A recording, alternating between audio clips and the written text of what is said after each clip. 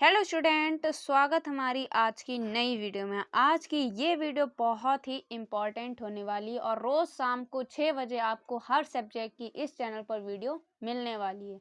तो चैनल को पहली बार वॉच कर रहे हैं वीडियो को तो जल्दी से पहले चैनल को सब्सक्राइब कर लीजिए, वीडियो को लाइक कीजिए। अब आपको रोज़ शाम को 6 बजे इस चैनल पर आपको वीडियो मिलेगी। तो जितने भी क्लास 10 के बच्चे इस वीडियो को देख रहे हैं, इस साल का टारगेट हम लोग का होगा 95 प्लस। कौन कौन 95 प्लस टारगेट बना चुका है कमेंट बॉक्स में जरूर से जरूर बता दीजिए। ठीक है, तो चलिए वीडियो को स्टार्ट करते हैं। आज की वीडियो में हम डिस्कस करने वाले हैं बहुविकल्पीय प्रश्न जो कि आपके बोर्ड एग्जाम के लिए इम्पोर्टेंट है। ठीक है, तो सबसे पहला हमारा बहुविकल्पीय प्रश्न है कि आवारा मसीहा कृति के रचनाकार हैं। बहुत ही इम्पोर्टेंट हैं। तो अगर आपको 95 प्लस टारगेट करना है, इस चैनल को सब्सक्राइब कर लीजिए। आपको सब सब्जेक्ट की क्लासेस इस चैनल पर आपको मिल जाएंगी। ठीक है, तो विष्णु प्रभाकर जी हैं या जैनेन्द्र हैं या आज्ञा जी हैं या यशपाल। तो जो आवारा मसीहा हैं वो आवारा मसीहा कृति के रचनाकार कौन है? विष्णु प्रभाकर जी हैं। ठीक है, उसके बाद है रीतिकालीन के कवि हैं। रीतिकालीन के कवि कौन है? पहला है तुलसीदास, मतीराम या सूरदास या कबीरदास। ये बहुत ही इम्पोर्टेंट बहुविकल्पीय प्रश्न है। अगर आप शुरू से एंड तक पढ़ते हैं तो 100% आप 95 प्लस टारगेट करेंगे 2026 यूपी बोर्ड में। ठीक है, तो इसका करेक्ट आंसर होगा मतीराम। रीतिकालीन कवि कौन है? मतीराम जी। ठीक है, तीसरा सप्तक का प्रकाशित कब हुआ? अब आपको प्रकाशित वाला बताएं। जो सप्तक होते हैं, पहला एक पूछा जाता है, दूसरा पूछा जाता है और तीसरा। ये तीनों ही मोस्ट इंपॉर्टेंट है। तीनों में से कोई ना कोई आपको सप्तक बोर्ड एग्जाम में मिल जाएगा। ठीक है, तो सबसे पहले हम जो पहला हुआ था वो कब हुआ था? 1943 में। ठीक है, जो दूसरा हुआ था वो हुआ था 1991 में और जो तीसरा हुआ था वो हुआ था 1959 में। ठीक है, तो याद रखना है 1943 में पहला सप्तक का प्रकाशन हुआ, 1951 में दूसरा सप्तक का प्रकाशन हुआ था और जो तीसरे सप्तक का प्रकाशन हुआ था वो हुआ था 1959 में। ठीक है, तो ये तीनों सप्तक आपको याद रखना है। तीनों सप्तक में से कोई ना कोई आपकी बोर्ड एग्जाम में पूछ लिया जाएगा। बहुत ही इंपॉर्टेंट है, वीवीआईपी ये एमसीक्यू क्वेश्चन है। ठीक है, उसके बाद है 4, रस मीमांसा के रचयिता कौन है? रस मीमांसा के रचयिता हैं आचार्य रामचंद्र शुक्ल, श्याम सुंदर दास या डॉक्टर नागेंद्र या जयशंकर प्रसाद। तो रस मीमांसा के जो रचयिता हैं वो हैं आचार्य रामचंद्र शुक्ल जी। ठीक है, उसके बाद है ध्रुव स्वामिनी नाटक के लेखक कौन है? ध्रुव स्वामिनी नाटक के लेखक कौन है? जयशंकर प्रसाद जी। ठीक है, बहुत ही इंपॉर्टेंट है। जो ध्रुव स्वामिनी के लेखक है वो जयशंकर प्रसाद जी हैं। उसके बाद है शुक्ल युग के कवि नहीं हैं। सबसे पहले आपको ये चीज़ मतलब क्वेश्चंस को आप रीड कर रहे हैं तो उसको केयरफुली पढ़ना है। तो सबसे पहले इसमें नहीं लिखा है कि शुक्ल युग के लेखक नहीं हैं। ठीक है, बहुत से बच्चे इस बार कुछ बच्चे थे उन्होंने नहीं पे ध्यान नहीं दिया, वो जो है उनने उस पर टिक कर दिया। तो ये वाले नहीं वाले क्वेश्चन को आपको केयरफुली पढ़ना है। जो भी क्वेश्चन हो पहले उसको आपको ध्यान से पढ़ना है, उसके बाद आपको आंसर देना है। तो इस बार जितने भी स्टूडेंट थे उन्होंने इस क्वेश्चन पे बहुत ही चर्चा हुई थी कि नहीं वाले टॉपिक पर हमने गलत कर दिया। तो नहीं वाले टॉपिक आपको क्वेश्चन पहले पढ़ना है। बहुत से बच्चे हैं नहीं वाले नहीं देखते, वो सोचते हैं शुक्ल युग के लेखक हैं तो वो जल्दबाजी में है वाले पे लगा देते हैं। ठीक है, इसमें पूछा है कि शुक्ल युग के लेखक नहीं हैं, तो कौन है नहीं है? भारतेंदु हरिश्चंद्र जी शुक्ल युग के लेखक नहीं है। ठीक है, उसके बाद है रामधारी सिंह दिनकर की रचना है। रामधारी सिंह दिनकर की रचना कौन है? संस्कृति के 4 अध्याय। रामधारी सिंह दिनकर की कौन सी रचना है? संस्कृति के 4 अध्याय। उसके बाद है 8, गुनाहों के देवता रचना की विधा है। तो किस विधा की रचना है? कहानी की है या नाटक की है या एकांकी की है या उपन्यास। तो जो गुनाहों के देवता हैं वो उपन्यास विधा की रचना है। ठीक है, याद रखना आप। उसके बाद है नीड़ का निर्माण फिर किस विधा की रचना है? तो नीड़ का निर्माण जो है वो आत्मकथा है। क्या है? आत्मकथा है। ठीक है, उसके बाद है यामा के रचयिता का नाम बताना। तो यामा और इस टाइप से भी आपको देखो क्वेश्चन पढ़ना। यामा क्या है? रचना है। ठीक है, तो इसकी किस विधा इनके रचयिता कौन है? महादेवी वर्मा जी। ठीक है, तो इसमें क्या पूछा गया है कि यामा रचयिता का नाम लिखिए। तो क्या होगा इसका? महादेवी वर्मा जी। उसके बाद देखिए हमने बताया था आपको कि ये 3 सप्तक आपके लिए बहुत इम्पोर्टेंट है, पहला, दूसरा और तीसरा। इनमें से कोई ना कोई आपका एक बोर्ड एग्जाम में पूछ लिया जाता है, ठीक है। तो दूसरा सप्तक प्रकाशन वर्ष तो कौन सा बताया था अभी हमने आपको? 1991। पहला क्या होगा? 1943 और जो तीसरा होगा वो होगा 1959। तीनों को आपको याद रखना है। उसके बाद है प्रिय प्रवास किसकी रचना है? तो प्रिय प्रवास किसकी रचना है? जयशंकर प्रसाद जी की है, या श्रीधर पाठक की है, या अयोध्या सिंह उपाध्याय हरिऔध की है, या सियाराम शरण गुप्त की है? तो किसकी होगी प्रिय प्रवास रचना? हरिऔध जी की, ठीक है। उसके बाद तार सप्तक का प्रकाशन, हाँ ये भी पूछ लिया जाता है कि इस तार सप्तक के संपादक कौन है? तो तार सप्तक के जो संपादक हैं वो हैं अज्ञेय जी, ठीक है। ये याद रखिए, जो तार सप्तक का संपादक किसने किया था? अज्ञेय जी ने किया था। तो ये 4 क्वेश्चन आपके इम्पोर्टेंट है। एक तो आपसे संपादक पूछ ले कि तार सप्तक का संपादक किसने किया था। उसके बाद प्रथम सप्तक का प्रकाशन वर्ष, द्वितीय और तृतीय, तीनों 4 क्वेश्चन आपके बोर्ड एग्जाम में पूछ लिए जाते हैं, ठीक है। तो ये 4 क्वेश्चन बहुत इंपॉर्टेंट है। इन 4 में से कोई ना कोई आपके बोर्ड एग्जाम में 100% आपको मिलेगा ही। उसके बाद है उसके बाद 14 है नासु केतु उपाख्यान के लेखक कौन है? लल्लू लाल हैं, या सदा सुख हैं, या सदल मिश्र हैं, या इंसा अल्लाह खां? तो इसका जो करेक्ट आंसर होगा, नासिक केतु उपाख्यान के जो लेखक हैं वो हैं सदल मिश्र। उसके बाद है 15।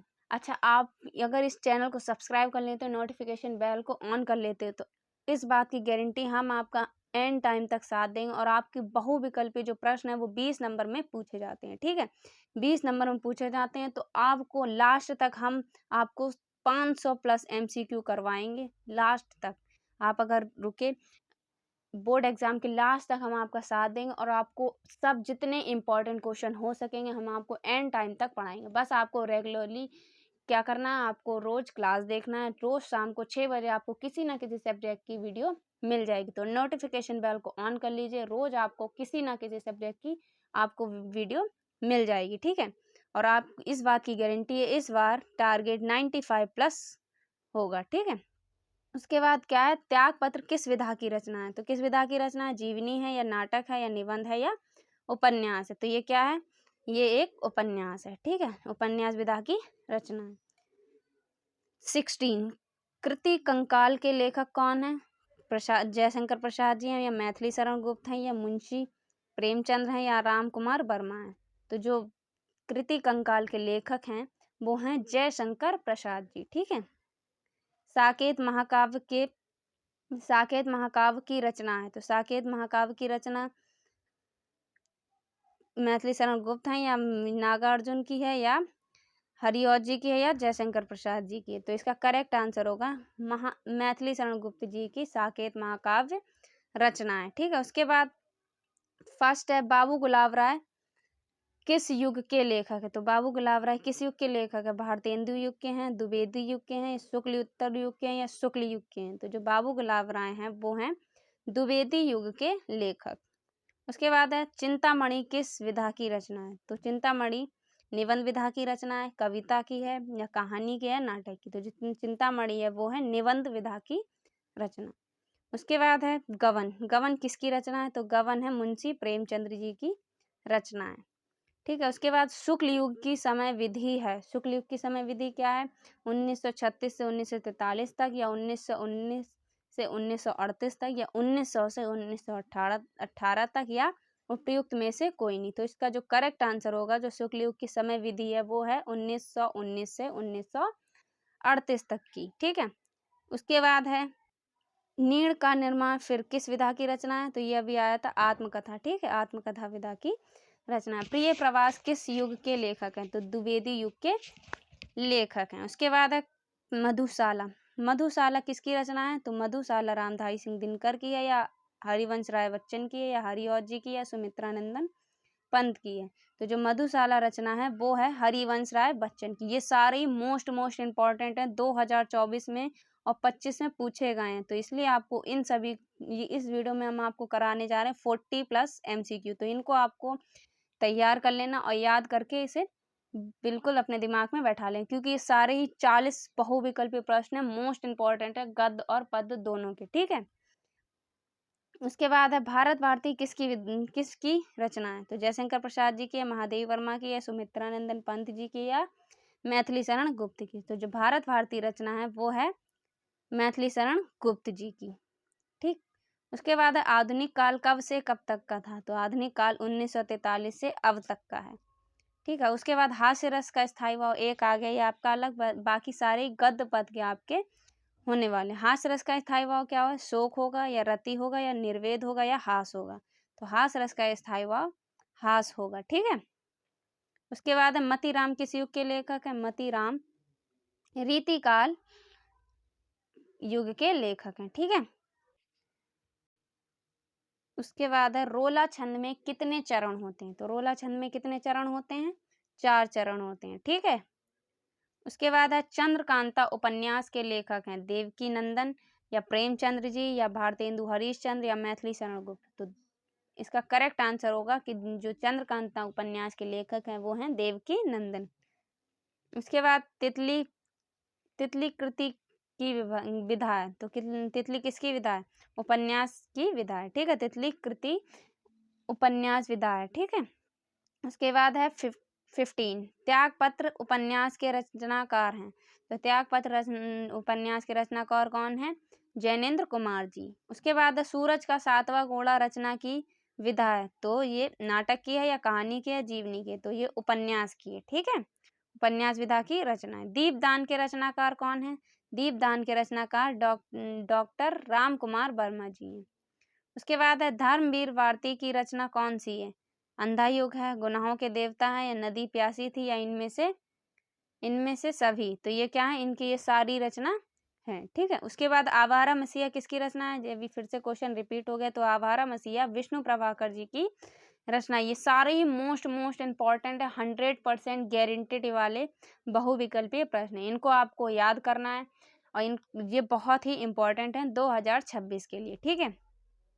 उसके बाद मेरी असफलताएं के रचनाकार कौन है? बाबू गुलाब राय या रामधारी सिंह दिनकर या श्याम सुंदर दास या अमृत राय? तो इसका जो करेक्ट आंसर होगा मेरी असफलताएं बाबू गुलाब राय जी की है। ठीक है। उजली आग के लेखक कौन है? रामधारी सिंह दिनकर। उजली आग के लेखक कौन है? रामधारी सिंह दिनकर। घनानंद किस काव्यधारा के कवि हैं? तो रीति मुक्त के या रीति सिद्ध के या रीति बुद्ध के या रीति इनमें से कोई नहीं? तो रीति मुक्त काव्यधारा के कवि हैं।